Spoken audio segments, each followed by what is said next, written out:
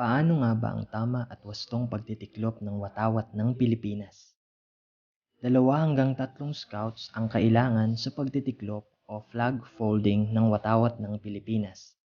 Makikita na ang isang scout ay hawak ang hoist ng flag o ang bahaging ikinakabit sa tagdan o flagpole. Ang isa pang scout ay hawak ang fly ng flag o yung opposite ng hoist. At suportado naman sa gitna ng isa pang scout ang watawat. Dapat na nasa kaliwa ng taong nasa hoist ang asul na bahagi ng watawat. Una, itutupi ang watawat sa gitna at pulang bahagi ang nasa ibabaw. Pangalawa, itutupi ito muli sa gitna at araw naman ang nasa ibabaw. Mapapansin na matatakluban ang pulang bahagi ng watawat.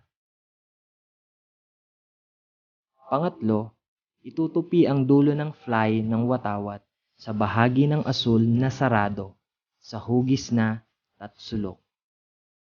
Gagawin ang pagtutupi sa paraang patatsulok ng paulit-ulit hanggang sa umabot sa hoist ng watawat.